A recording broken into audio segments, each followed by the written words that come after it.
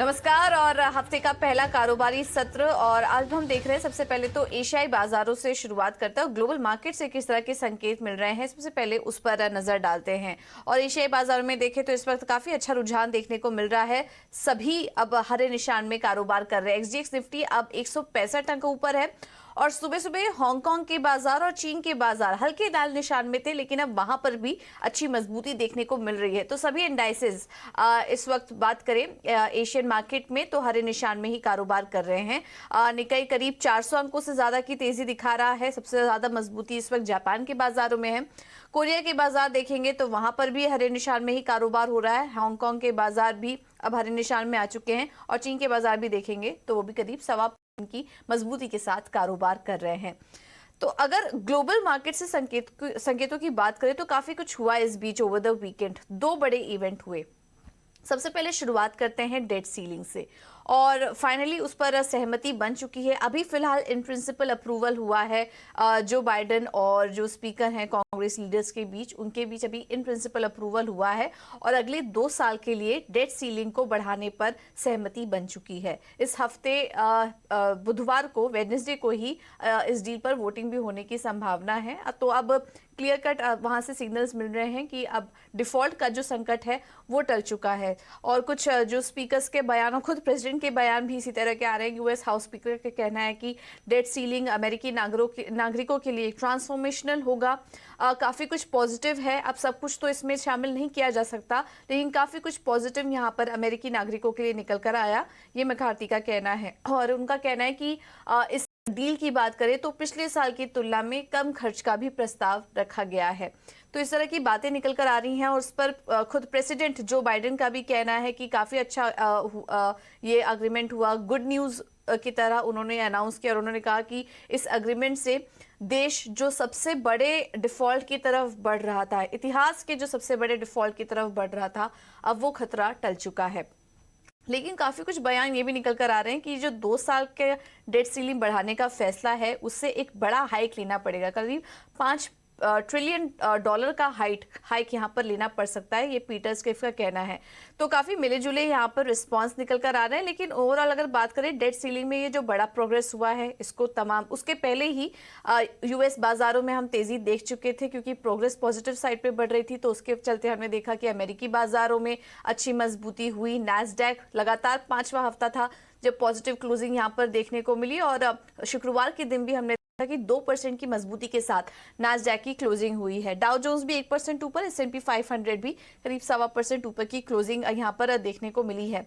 तो ये तो बात हुई डेट सीलिंग की, जिसको कि यूएस, यूरोप और तमाम बाजार इस पर सेलिब्रेट भी कर रहे हैं। एशियाई बाजारों में भी उस वजह से हम तेजी देख रहे हैं।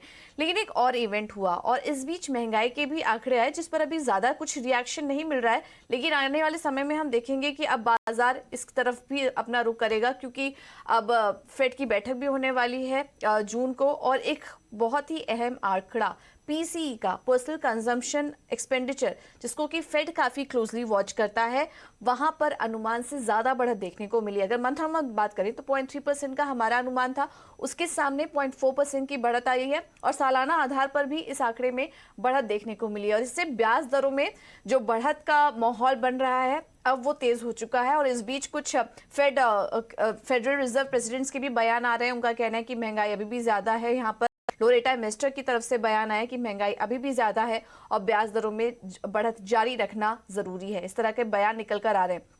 तो फिलहाल इस पे ग्लोबल मार्केट तो रिएक्ट नहीं कर रहा क्योंकि ग्लोबल मार्केट अभी पूरी तरह से डेट सीलिंग से जुड़े जो बड़ा फैसला हुआ है उस पर अभी रिएक्ट कर रहे हैं। लेकिन बॉन्ड मार्केट और कमोडिटी मार्केट पर इसका असर दिखा।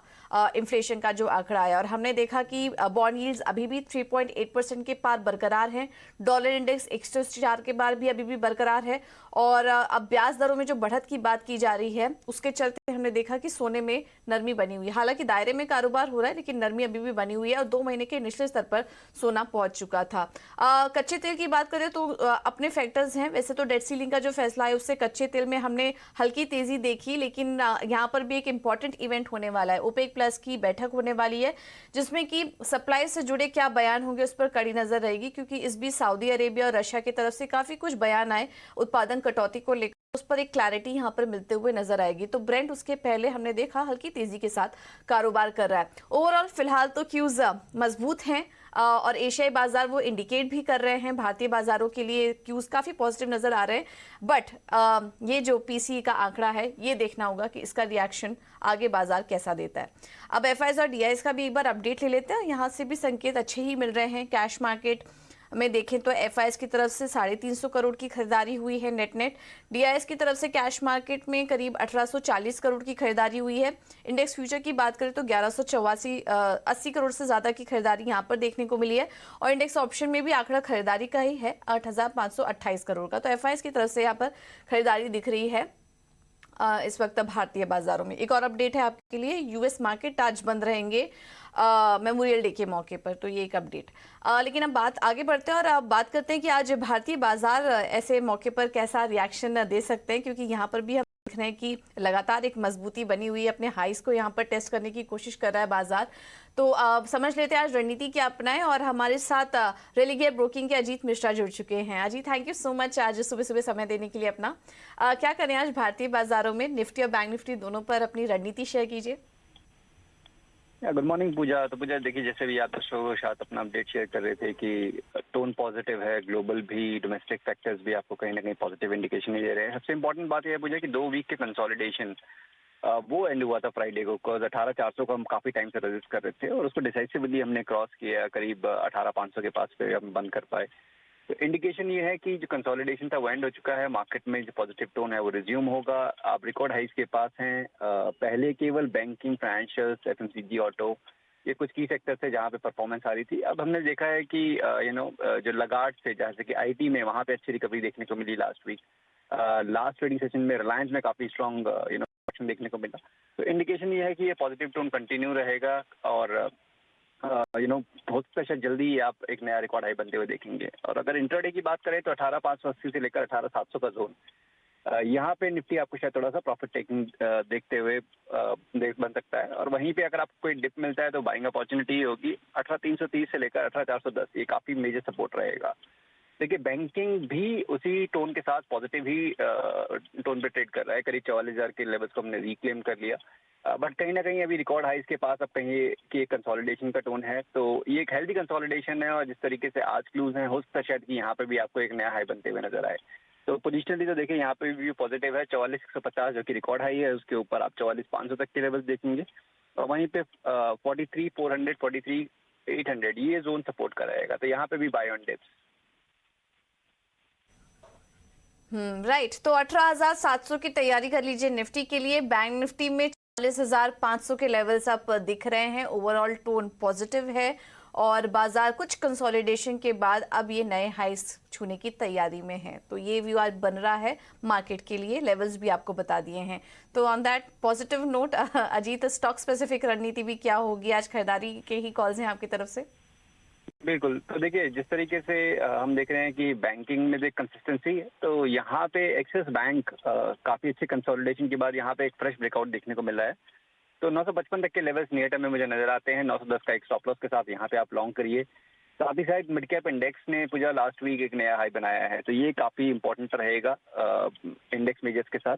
यहाँ पे पिडलाइट इंडस्ट्रीज को भी आप देख सकते हैं, करीब 2670 के लेवल्स यहाँ पे नजर आ रहे हैं। 2540 के स्टॉप लॉस के साथ यहाँ पे भी आप लॉन्ग पोजीशन क्रिएट कर सकते हैं। राइट, ठीक है। Thank you so much Ajit समय देने के लिए अपना और ये रणनीति सुझाने के लिए। तो पिडिलाइट अच्छा लग रहा है, मिड कैप स्पेस ओवरऑल ही अच्छा लग रहा है, क्योंकि जैसा कि अजीत भी अभी हाईलाइट कर रहे थे कि पिछले शुक्रवार को हमने देखा कि नए हाइज बनाए हैं मिड कैप इंडेक्स ने। तो इन स्टॉक्स पर नजर रखिए। पिडिलाइट 2,670 के लिए आप खरीदारी करके चल सकते हैं। और इस बीच बैंकिंग स्पेस भी अच्छा लग रहा है और इसमें एक्सिस बैंक में बुलिश नजरिया है अजीत का। 955 का होगा टारगेट, स्टॉप लॉस सुझा रहे हैं 910 का। तो ये है ट्रेडिंग की रणनीति। आगे कुछ और भी आइडियाज हम आपके साथ शेयर करेंगे, लेकिन चलिए इस बीच समझ लेते हैं कि वीकेंड के दौरान कौन कौन से अहम खबरें और नतीजे आए हैं। शरद हमारे साथ जुड़ चुके हैं पूरी डिटेल्स के साथ। शरद, गुड मॉर्निंग। सबसे पहले तो रिजल्ट से शुरुआत कीजिए। गुड मॉर्निंग पूजा। तो रिजल्ट्स बहुत थे वीकेंड में। ओएनजीसी के देखा जाए तो overall weak set of numbers आए हैं और एक सरप्राइज लॉस आया है आपके बॉटम लाइन नंबर्स में। श्री रेणुका शुगर के बारे में बात करें तो largely inline set of numbers देखने मिले हैं। बीएचईएल के नंबर्स की बात करें तो यहाँ पे भी जो है ओवरऑल जो है इनलाइन नंबर्स देखने मिले। हालांकि मार्जिन में थोड़ी सी दबाव ज़रूर देखने मिले है। ईजी ट्रिप प्लानर्स के बहुत अच्छे नतीजे देखने मिले हैं और एनालिस्ट एस्टिमेट्स के बेटर आए हैं। बीटीसी में जो है आपकी जो होल्डिंग कंपनी है वाडिया ग्रुप की, तो यहाँ पे प्रोविज़न उन्होंने रिकॉर्ड किया लगभग 1900 करोड़ का। ये है गोयर का एडजस्टमेंट को लेकर ऑलमोस्ट पूरी प्रोविजंस कंप्लीट हो गई, सिर्फ 290 करोड़ बाकी है प्रोविजन की। महाराष्ट्र सीमलेस की बात करें तो एडजस्टेड बेसिस पे नंबर्स बहुत स्ट्रांग देखने मिले क्योंकि एक डेफर्ड टैक्स रिवर्सल हुआ था 282 करोड़ का बेस क्वार्टर में। कर्नाटक बैंक के नंबर्स की बात करें तो टॉप लाइन नंबर्स अच्छे आए हैं, लेकिन एसेट क्वालिटी यहाँ पे जो है आप कह सकते हैं डिग्रोथ देखने मिली, तो स्टॉक अंडर प्रेशर हो सकती है। बालकृष्ण इंडस्ट्रीज़ के बारे में बात करें तो लगातार तीसरे क्वार्टर में जो वीक सेट ऑफ नंबर्स देखने मिल रहे हैं। और ग्रीन लैम्प इंडस्ट्रीज़ की बात करें वहीं पे तो यहाँ पे नेट प्रॉफिट लगभग 77% जंप किया और नंबर्स एस्टिमेट से बेटर आए हैं। जेके सीमेंट जैसे सीमेंट कंपनीज के नंबर्स आ रहे हैं तो यहाँ पे भी largely weak set of numbers आए हैं और एक एक्सेप्शनल लॉस भी आया था बेस क्वार्टर में 130 करोड़ का। आर्किन केमिकल्स हाल ही में लिस्टेड कंपनी है, बहुत स्ट्रॉन्ग नंबर्स आए हैं और यहाँ पे भी देखें तो मार्जिन्स में 600 बेसिस पॉइंट से ज़्यादा का इजाफा हुआ है। औरोबिंदो फार्मा की बात करें तो स्ट्रॉन्ग सेट ऑफ नंबर्स देखने मिले हैं, यानी कि एनालिस्ट एस्टिमेट से बेटर आए हैं। और आखिर में बात करेंगे एनसीसी की, जहाँ पे रेवेन्यू जो है लगभग 40% से ज़्यादा भागा है। ठीक है। तो ये कुछ अहम खबरें आई हैं। वैसे नतीजे और भी काफी ढेर सारे थे, लेकिन जो इम्पोर्टेंट नतीजे हैं वो सिलेक्ट करके शरद आपको बता रहे थे, उसका पूरा एनालिसिस भी हमने आपके सामने रखा। कुछ अच्छे नतीजे थे, कुछ खराब थे, कुछ इनलाइन सेट ऑफ नंबर्स थे। उसका रिएक्शन आज बाजार में देखने को मिलेगा। शरद, इसके अलावा खबरों वाले शेयर्स कौन कौन से हैं? जी बिल्कुल, सन फार्मा जो है फोकस में रहने वाला और यहाँ पे जो है उन्होंने टायरो फार्मा को अप्रोच किया है और उनके जो रिमेनिंग स्टेक है उसको खरीदारी की जो है एक नॉन बाइंडिंग ऑफर रखा है लगभग $38 प्रति शेयर का। ऑलरेडी 72% होल्ड करते हो, जो रिमेनिंग 28% है ऑल कैश डील में लेना चाहते हैं और जो प्राइस रखा है वो 31% प्रीमियम पर रखा है। और उसके कारण जो है आप कह सकते हैं यूएस में जो टायरो फार्मा ट्रेड हो रही है एनवाईएसई में, वो जो है 20% से ज़्यादा पोस्ट ट्रेडिंग आवर्स में बढ़ गई थी स्टॉक। और इसके अलावा लुपिन भी फोकस में रहेगा, इनको अप्रूवल आई है हेल्थ कैनेडा से क्रॉनिक डिजीज के लिए, जहां पे एक्सपेक्टेशन से 10 से लेकर $15 मिलियन का रेवेन्यू इनफ्लो आ सकता है। आईसीआईसीआई लॉम्बार्ड फोकस में रहेगा। आईसीआईसीआई बैंक ने जो है बोर्ड ने अप्रूवल दे दी कि जो स्टेक है उनका 48% से बढ़ा के 50% से ज़्यादा कर सकते हैं, लगभग 4% स्टेक बढ़ सकती है। और अभी जो एक्विजिशन है 2.5% स्टेक वो एक्वायर कर सकते हैं इस 4% का नेक्स्ट ईयर के सितंबर 2024 का। अब याद रखिए इसका इम्पैक्ट होगा कि जो ओवरहैंग होती है स्टॉक की वो इंप्रूव करेगी और बाकी जो ग्रुप कंपनीज है उनमें भी तेजी आ जा सकती है। न्यूलैंड लैब को 3 फॉर्म 483 ऑब्जर्वेशन आई है। बॉश अपनी डिजिटल मोबिलिटी बिजनेस और ऑपरेटिंग सिस्टम बेचने वाली है। ऑटोमोबिलिटी सर्विसेज को लगभग 700 करोड़ का स्लम्प सेल रहेगा। कर्नाटक बैंक ने जो है वेटरन बैंकर श्री कृष्ण हरा शर्मा को जो है नए एमडी और सीईओ के तरह अपॉइंट किया गया है। उग्रो कैपिटल की जो है बोर्ड कंसिडर करेगी एनसीडी इश्यूज ज़रा जो है फंड रेस करना May 31 की मीटिंग में।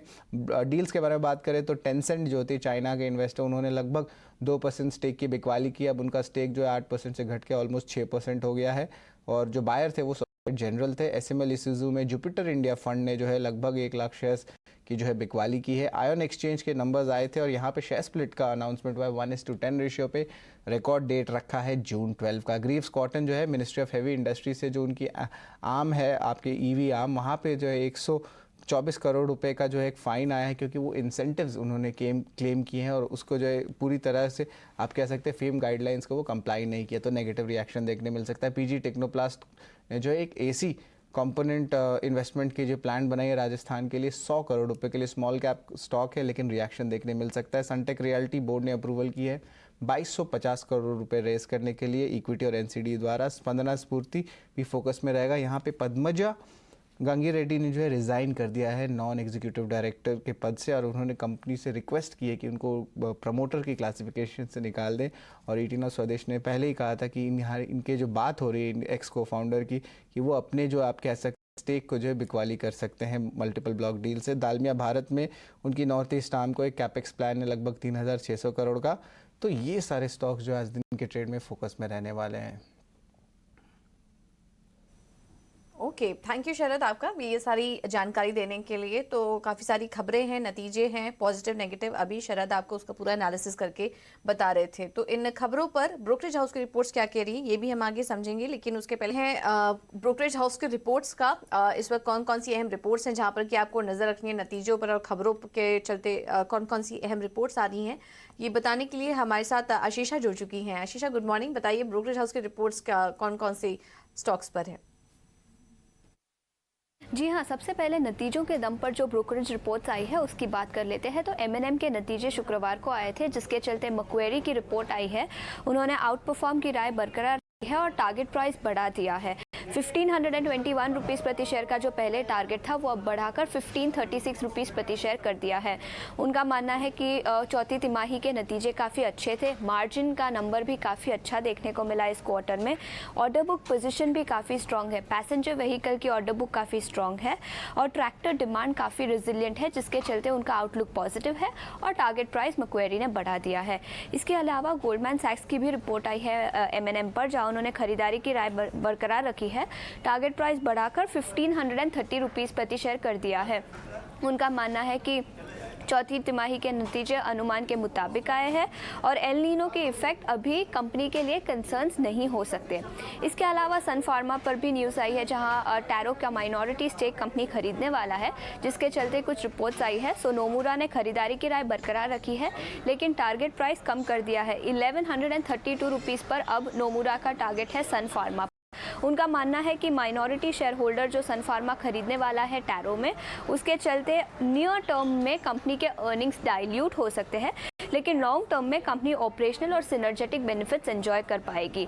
उसके अलावा क्रेडिट स्विस की भी रिपोर्ट आई है, उन्होंने भी टारगेट प्राइस सन फार्मा पर कम कर 1100 रुपीज़ प्रति शेयर का कर दिया है।